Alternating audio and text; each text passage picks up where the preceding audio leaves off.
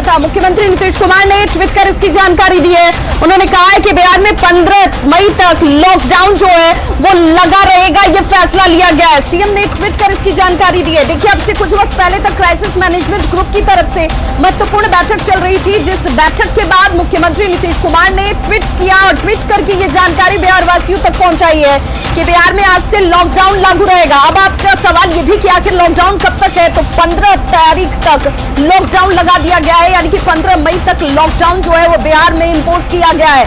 बहुत जरूरी था ये कदम, क्योंकि जिसे लेकर IMA की तरफ से लगातार ये कहा जा रहा था कि इस वक्त ये कदम उठाया जाना बहुत जरूरी है। डॉक्टर्स के पैनल ये कह रहे थे कि हालात को कंट्रोल में करने के लिए एकमात्र अगर कोई रास्ता बचता है तो वो ये कि आप लॉकडाउन लगाया जाए। और सहयोगी आनंद अमृतराज हमारे साथ इस वक्त ज्यादा जानकारी के साथ फोन लाइन पर जुड़ के। आनंद, अगर आप तक हमारी आवाज पहुंच पा रही है तो न्यूज 18 ने जो इस खबर को पहले अंदेशे के तौर पर और सूत्रों के हवाले से बताया था, आज उस पर एक बार फिर से मोहर लग गई है। बिल्कुल विवाद देखिए, न्यूज 18 ने कल ही देर शाम बता दिया था कि बिहार में लॉकडाउन लग सकता है और उस पर आज मुहर लगे जब बिहार के मुख्यमंत्री नीतीश कुमार ने खुद से ट्वीट करके बोला कि 15 मई तक बिहार में लॉकडाउन लगा दिया गया है। लेकिन सबसे महत्वपूर्ण बात, इस ट्वीट को अगर आप गौर से देखें तो इसमें जो सबसे महत्वपूर्ण बात लिखी गई वो मैं आपको बताता हूं कि बिहार में फिलहाल 15 मई तक लॉकडाउन लागू करने का निर्णय लिया गया है, यानी कि ये लॉकडाउन बढ़ाया भी जा सकता है अगर परिस्थितियां ठीक ठाक नहीं हुई। एक महत्वपूर्ण बात। दूसरी महत्वपूर्ण बात है कि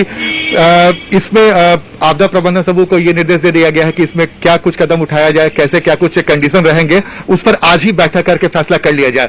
यानी कि आज पटना हाईकोर्ट में भी बिहार सरकार को अपना जवाब देना था, जो हाईकोर्ट ने आनंद जरा ये क्लियर कीजिए, हमारे दर्शकों को जरा ये क्लियर कीजिए कि इस लॉकडाउन के तहत किस तरह की चीजें पाबंदियों में आ जाएंगी, लोगों का व्यवहार किस तरीके से हो, उन्हें जानकारी होनी चाहिए कि अब आप क्या नहीं कर पाएंगे। देखिए, इसके विस्तृत जानकारी अभी तक फिलहाल नहीं है, क्योंकि अभी क्राइसिस मैनेजमेंट ग्रुप की महत्वपूर्ण बैठक चल रही है सीएम आवास में और कुछ देर के बाद वहां से भी प्रेस रिलीज आ जाएगा कि क्या क्या कंडीशन लगाए गए हैं। लेकिन पिछली बार आपको याद होगा जो कंप्लीट लॉकडाउन लगाया गया तो उसमें बहुत सारे पाबंदी लगाए गए थे। घर से बाहर नहीं निकल सकते हैं, जरूरी जो अस्पताल या फिर जरूरी सामान है उसके दुकान खोले रहेंगे, लेकिन बाकी बंद कर दिया गया था। आपको यह भी याद होगा कि पिछली बार आवागमन भी एक तरीके से बंद कर दिया गया था। तो तमाम परिस्थितियों के हिसाब से इस बार लॉकडाउन लगाया जाएगा कि नहीं जाएगा ये देखना बेहद दिलचस्प होगा। लेकिन जो परिस्थितियां पिछली बार से ज्यादा बिगड़ी है तो उम्मीद जताई जा रही है कि कंप्लीट लॉकडाउन में तमाम पाबंदियां रहेगी जो पिछले बार लॉकडाउन में देखी गई थी। घर से बाहर आप नहीं निकल सकते हैं और जो घर से लोग निकलते थे या यानी सिर्फ आवश्यक जो सेवाएं हैं वो सेवाएं जारी रहेंगी।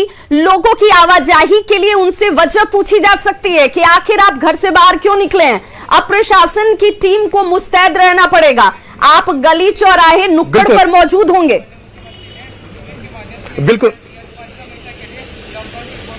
बिल्कुल विभा, आपको याद होगा कि पिछली बार जब आपको जरूरी काम से घर से बाहर निकलना रहता था, अगर आपको अपने वाहन से कहीं बाहर जाना रहता था तो इसके लिए आपको जिला प्रशासन से आदेश भी लेना होता था और आदेश लेने के बाद ही आप मूव करते थे। तो वो भी कंडीशन इस पर लागू हो सकता है।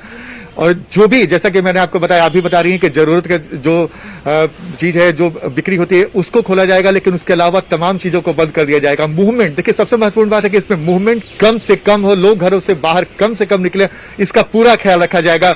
और जो भी जरूरत के सामान, खासकर चिकित्सा जगत से जुड़े हुए दूध और जो सब्जी वगैरह है उसके लिए खबर ये भी मिल रही है कि सब्जी के लिए आनंद, आप हमारे साथ बने रहिए। हमारे साथ इस वक्त प्रेमचंद मिश्रा जी खुद जुड़ गए हैं कांग्रेस की तरफ से। प्रेमचंद मिश्रा जी, आपका बहुत बहुत स्वागत।